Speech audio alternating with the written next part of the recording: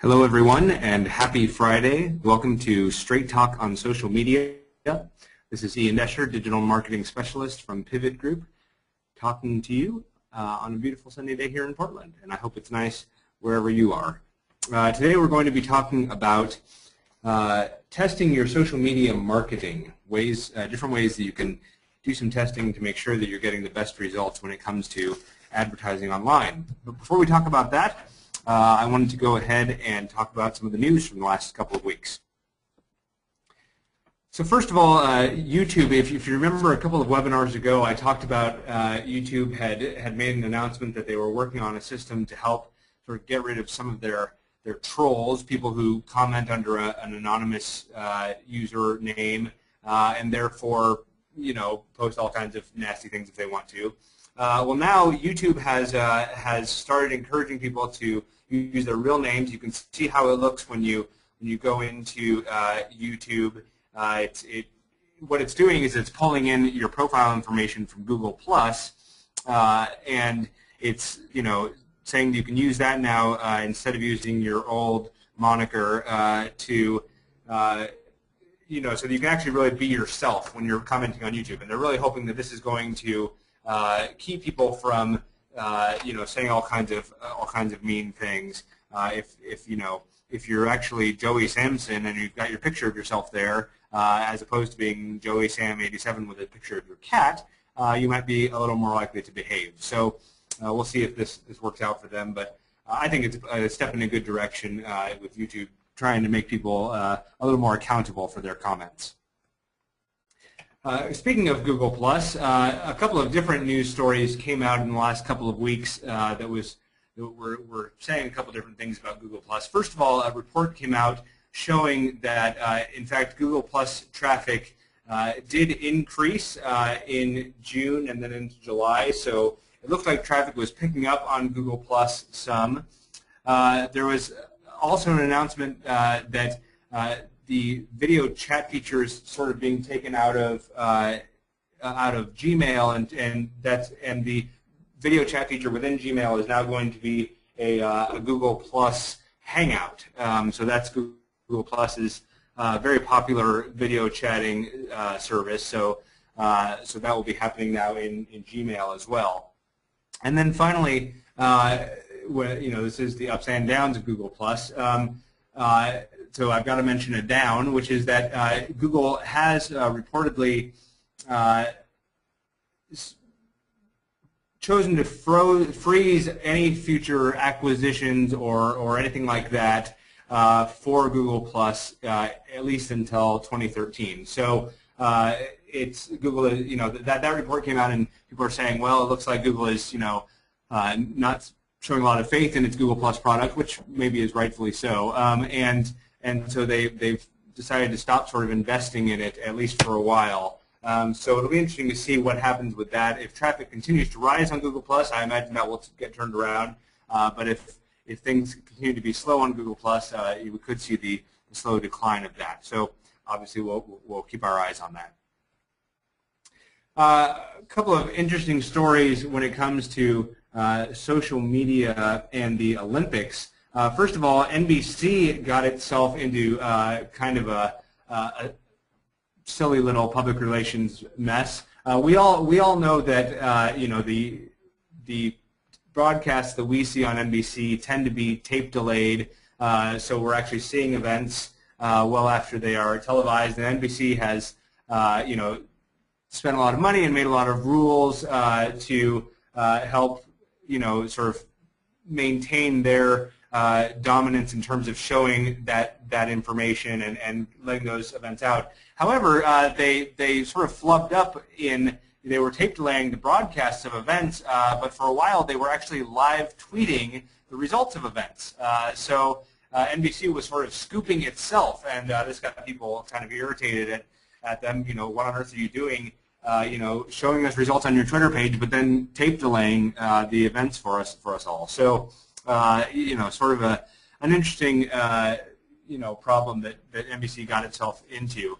And I saw an article that I thought really captured it well, which said that tape delay is such it's such an antiquated concept, especially when it comes to social media. Social media, particularly things like Twitter, are all about getting news as instantly as possible. And when big world events happen, they are out there on Twitter and Facebook.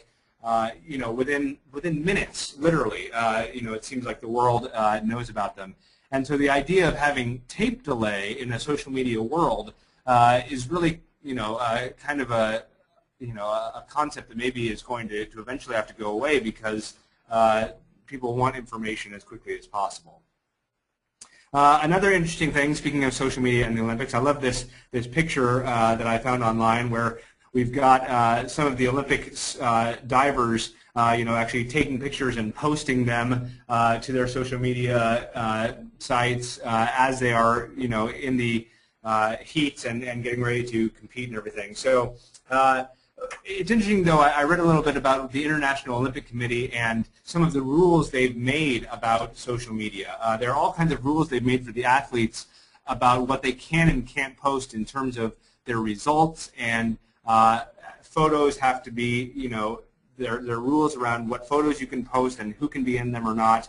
Again, I saw another article that was saying that the International Olympic Committee seems out of touch with the world of social media because it is trying to put all these rules sort of hampering what the athletes can do and post, really in the interest of not scooping the media sources that have paid good money to broadcast the Olympics. So anyway, it's just an interesting thing, and I think it'll be even more interesting to see as we get into the Olympics in 2014 and 2016, sort of how this ends up shaking out. I have a feeling that as time goes on, the Olympics are going to be a more truly live event, and we may even get to the point where the television is actually showing them live so that it keeps up with social media.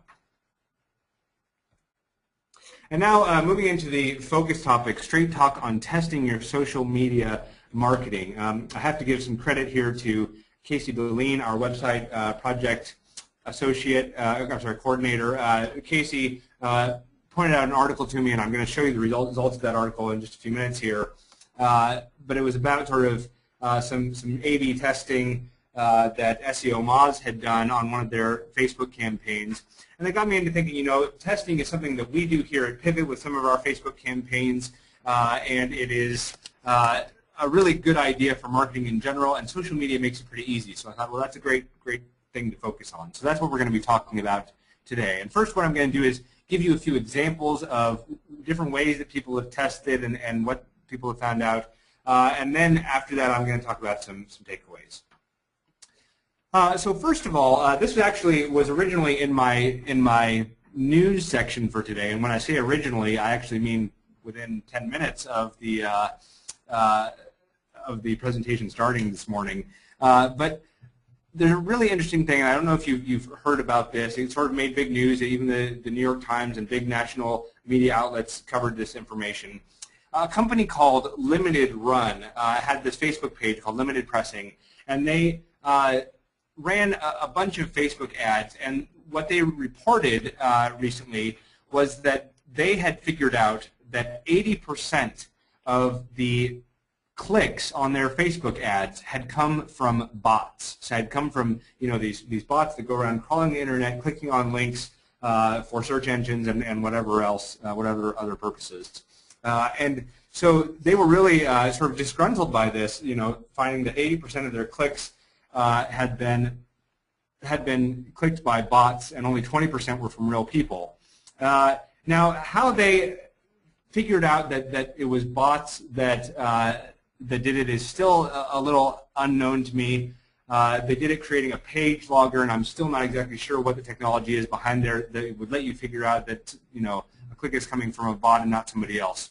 But it was obviously, it made national news and was clearly something that was not good news for Facebook. Facebook now, I read in an article just this morning, Facebook has responded, and they are now actually working with Limited Run to to figure out what went on. They're trying to get some actual detailed data from Limited Run so they can investigate what's going on. Clearly, Facebook, this would be devastating news for Facebook ads if it was uncovered that 80% of all clicks on Facebook ads are coming from bots. So that is something that Facebook is looking into. Obviously, they want to make sure that that's not happening. So just some really interesting data there, and a really interesting article, and I'll be letting you know what happens with that. Because when it comes to social media marketing, and the reason I now included in my focus topic, you do want to make sure, I mean, this obviously was a test that Limited Run did, not a test of the effectiveness of its ads, but just a test to see who it was who was clicking on their ads. You obviously want to make sure, if you're investing in social media marketing, that the clicks that you're getting on your ads and the clicks that you're paying for are coming from real people who are actually really interested in your products. So just sort of a cautionary note there, and again, something I'll follow up on.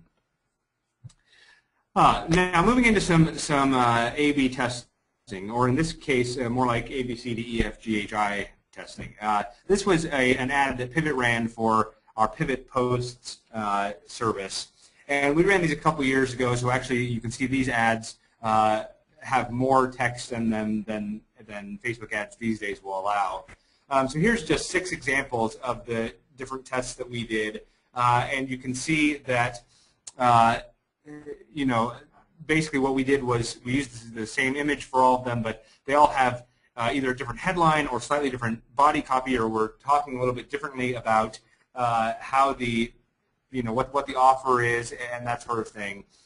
And we ran all of these at the same time under the same campaign, because with Facebook you can do that and set one budget for the whole campaign, so that you can run a whole bunch of different ads, and they're all drawing from the same budget, so you're not worrying about managing multiple budgets. And interestingly, what we found out was that this ad here on the bottom left was the one that far and away got the most number of impressions and the most number of clicks. Now, I think there's a correlation there. I think that because it was shown more, people were clicking on it more. So I don't know what the honestly, we did learn a little bit about sort of what you should and shouldn't do, and what's more attractive to people. We did find that the ads that had this, a free offer in the title, as opposed to something like trouble writing Facebook posts or help your Facebook page, those sorts of things, those were all sort of more successful and were shown more. The ones that had the free in the title were, and then also the fact that we had free in big bold letters within the body copy, and made the offer really clear, 30 days with no obligation. That all helped this ad be pushed to the top. Again, this was sort of more important than just sort of a description of what the service was and that sort of thing. So interesting doing this A/B testing, and again, not A/B really, but it's really, we tried a variety of things. But this is the sort of thing that you can do on your campaigns as well. Try out different body copy, different images, different headlines, to see what's going to grab people more. Now, I mentioned the SEO Moz article that Casey forwarded on to me. What SEO Moz did was they tested a Facebook-sponsored story versus a Facebook promoted post. Now, promoted posts are a fairly new thing on Facebook. Let me explain the difference. What a promoted post is if you can pay for one of your posts to be promoted. And what it means is you just write a post on your company page, and then you pay for it to be promoted. And Facebook has included a really easy option for how to promote those posts. And once you pay for that promotion, then it's going to be shown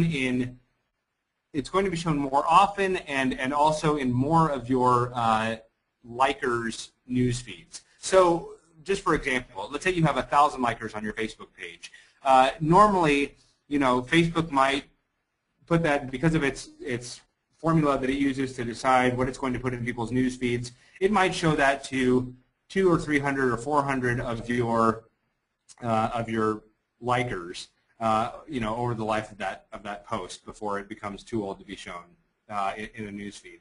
But with a promoted post, Facebook is obviously going to push that into more of your likers' newsfeed. So you might have 800 or 900 of your likers ending up seeing that post in their newsfeed, as opposed to just 200 or 300 or 400.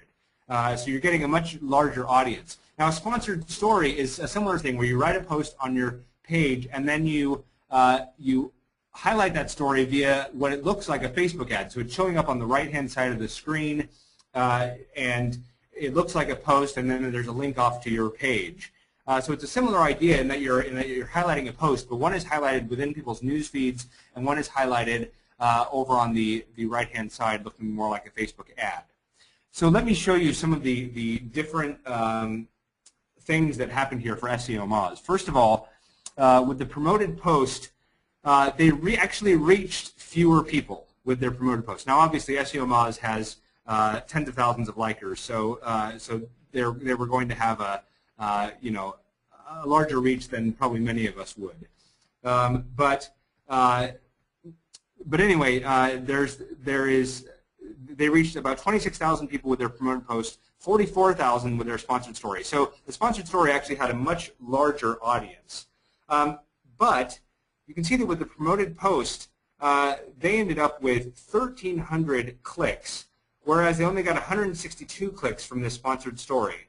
And they spent $100 on the promoted post, so $100 for 1,300 clicks, and $233 for 162 clicks. And so you can obviously see there then the difference in the cost per click here, paying about $1.44 per click for the sponsored story, whereas you're only paying about 7.5 cents per click for the promoted post. So the promoted post, hands down, was better for SEO Moz, and really is an interesting thing for you to think about. Now, what they had promoted, and I think that might be on my next slide here, this was the post that they promoted, right? So you can see it says it's talking about a beginner's guide to SEO that they were promoting for free, and you can see they had 629 people like it, and this is their woe and double woe that they put into their article. I didn't put those in. And it says that 116,000 people saw this post because of the numbers of shares and that kind of thing. And so they were, thrilled with those numbers because those were really high numbers for them, for any of their posts. It far exceeded any post that they've ever put out on social media before. So promoted posts really worked out well for them. I could see this working out really, really well for you all, people who are listening on the call. If you have a new product or a new service or a new promotion that you want to highlight, and so you do a promoted post with a link to that service, and all of a sudden you're going to have, you may have a much broader audience for it than you would normally get. So a great A/B test there with SEO Moz, basically pushing out the same post via promoted posts and via sponsored stories, and finding that promoted posts really got a much larger bang for the buck. There is a question that just came in, and I want to take it because it has to do with this. It says, with running similar ads in the same campaign, will people end up getting all of the similar ads or just a few of them? That's a great question. It probably depends on the user. If you run a whole bunch of different Facebook ads at once, like the different pivot ads that I showed you, it depends on how large your target audience is. I think with that pivot ad, we targeted, maybe everyone in the U.S. or something like that. So we really threw our marketing net pretty wide there. But if you have a target audience that's maybe 5,000 or 10,000 people, probably with your really heavy Facebook users, they're likely to, if not see all of your ads that you test out, they're likely to at least see several of them. And what you could do also is, you could run if you have different zip codes that you operate in, you could run one type of ad to one zip code and another type of ad to another zip code and get a pretty good A/B test that way. But if you are running a whole bunch of different ads to the same target market, you can expect that probably people are going to see a few of the different ones that you run, maybe not every single one that you run, though. That's a great question. Thank you for that. Another example of some testing here is a client of ours whom we're working with on this Facebook campaign. This is Zona Communications in Arizona. And what they're doing is testing different target markets here. So what we developed this Facebook ad for them and the landing page that goes along with it here. What you can see is that you've got 3 different Facebook ads here. So this is one here. Here's a second one, and then here's a third. And if you were sort of paying attention as those went by, you can see that the people in the ads go from pretty young to a little bit older to yet a little bit older. But beyond that, the text in the ad and the headline for the ad and all the information on the landing page is exactly the same, except for 2 things. First of all, the URL of all of these pages is different. So when you click on this Facebook ad, it's taking you to zonacommunications.com/Facebook-100, whereas one of the others ad was Facebook $100, and another one was Facebook Bet, because it's we'll bet you $100, we can save you $100, right? So so they're each going to a different URL, and then you can see the code that we're asking people to mention. There's mention code Facebook Bet, or mention code Facebook Save, or mention code Facebook 100. And so what you have here is a really great way to target different types of users. And what they're doing here is they're targeting different age groups, right? So they have one ad running for a certain age group, one ad running for another age group, and one ad for a third age group. And depending on what age group is seeing this ad, they're seeing people who maybe look, like people in their age group. And then when they click on it, they're getting a unique code. So when they call in and mention that code, then they're going to have, Zona is going to be able to very easily track, okay, this number of people called using this code, and so that was this target market that we targeted, and so we can see exactly how effective that ad was. Similarly, if somebody mentions one of the other codes, then we know how effective that ad was based on the number of people who clicked on it and eventually called us up. So this is the kind of testing I absolutely love, because it really lets you not only test different markets, but it then allows you to really track the ROI to say, okay, we ran ads for this number of people, and we can really see of all the people who clicked on that ad, how many actually called in and ended up ordering with us because of that.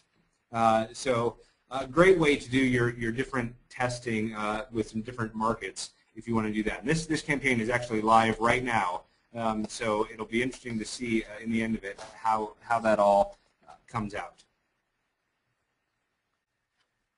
Some other information has come around about best times to post, and this is for doing some testing around, well, not only when I'm running ads, but also what about just the posts that I put out? When do I want people to see that?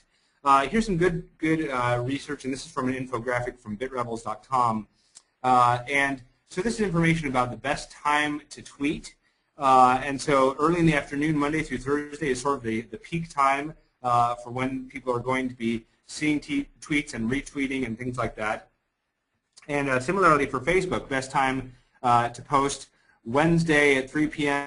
on average is a great time. Generally, midweek between 1 and 4 is a really good time to post to get shares and likes. And then there are some times when it's you shouldn't be posting. It's better to wait. So really great research has been done. This is easy research to find online. But again, doing some testing to see, well, what happens if I post at this time, and what do I get a different response if I post at a different time? I read about one guy who tweets the same tweet and multiple times throughout the day, just to test the different response, test how many different times he's retweeted, things like that. So I wouldn't suggest going to that sort of level with your customers, but it is interesting that people are out there doing that testing, and certainly we can benefit from their findings. So I want to talk about a handful of takeaways here about this testing. First of all, testing does take some time. Obviously, it's much easier to put up a single Facebook ad with a single headline, a single graphic, single chunk of copy. It's easier to do that than to put up multiple ones and to be paying attention to which one's getting more traffic. And that's easier also than setting up different landing pages and different codes for people to call in with your customer service representatives or something like that. So testing does in fact take time, but I really do think it's worth it, because you can learn a lot about how to make your ads most effective and how to get the most bang for your buck when it comes to the amount that you're spending on your social media marketing. Testing does not need to cost you additional money.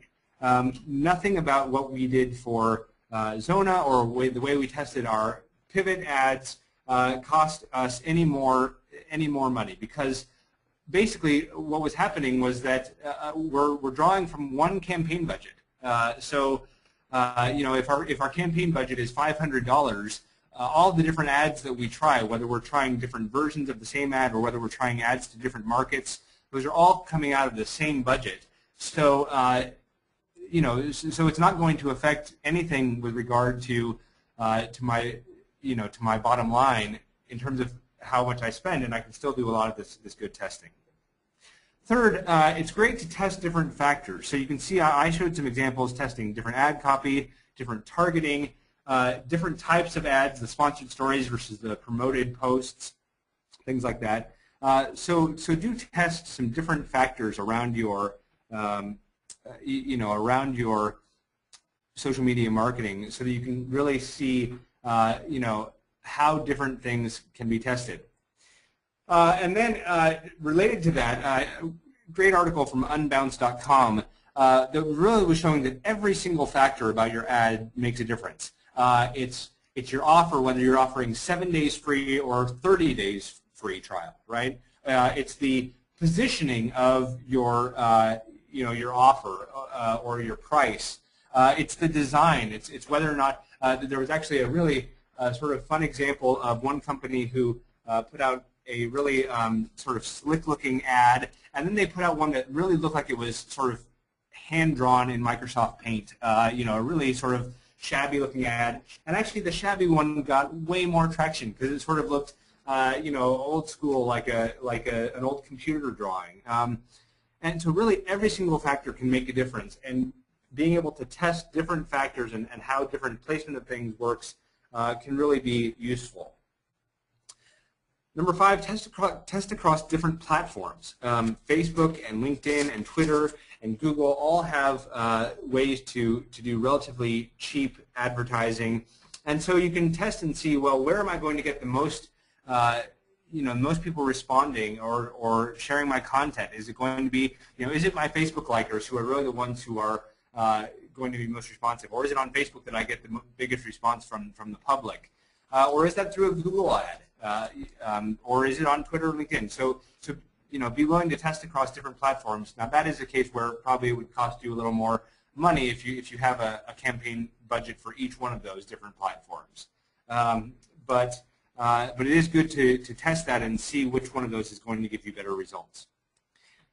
Test your posts. So try doing different posts. You can try different posts with different wording. You can try a post at different times of the day to see which one is going to do better. Try a post on a Friday versus a post on a Tuesday, and see if it's a similar kind of post with a similar offer. See which one is getting picked up more. All of this is going to help you learn more about when you should be posting, what you should be posting, and what's going to be most effective. This one related to the Zona ad, the more trackable your landing page is, the more accurately you can test. So the fact that Zona has these 3 different codes that people can call in with, and of course for the customer service representatives picking up the phone, it's all the same result. It's all the same offer. It's all the same thing that a person gets. But it's a different code, so they know where people came from. They know how people found the offer. So the more trackable your landing pages that people are going to, or whatever, whether it's a post that has a code in or whatever it is, the more trackable all that is, the more accurately you're going to be able to test and measure your return on investment.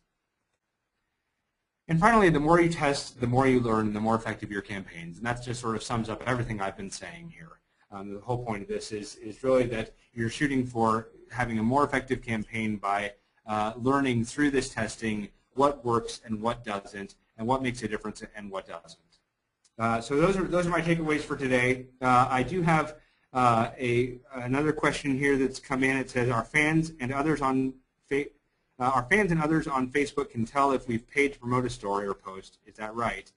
Do you think that affects the way our fans might feel about it if they know it's not organic? That's a great question. And then actually the question goes on, is there any research about conversions of promoted versus organic posts besides views? So again, a great question. Yes, people will be able to see that it's a promoted post if you do a promoted post. But from judging at least from SEO Moz's experience, it seems like that it does seem like maybe promoted posts do better than organic posts because of the fact that more people are seeing them. So just by the sheer size of the audience that you're getting, you are going to have more people seeing that post. The other thing to remember, the question mentions that how would our fans feel if they see that it's a promoted post? That's a great point, but you have to remember that these are people who have already liked you on Facebook. So they're already people who have chosen to see your content. And so the fact that you're promoting a post to them, shouldn't make them feel too bad about it because they've already sort of agreed to see your content. So you're showing up in their post, or you're showing up in their newsfeed as they would expect you to. So I don't think there's probably a lot of sort of bad feeling that would come along associated with that. In fact, people might not even notice, even though they can see it's a promoted post, they might not even notice that it's a promoted post because they expect to see you in their newsfeed anyway. It's a great question. Anyway, that's all the time we have for today. Thank you so much for joining me. We'll be here 2 weeks from today when our marketing coordinator, Katie Goodell, is going to take a turn at the wheel, and she's going to be handling our focus topic, and she's going to be talking about making the most out of contests on social media. So we will look forward to having her there 2 weeks from today. Dave Neustradten's next Straight Talk on Telco Marketing webinar is last Wednesday of August, the 29th at 11 o'clock Pacific time. Thank you again for joining me. Have a great weekend. Remember to keep your media social and your talk straight.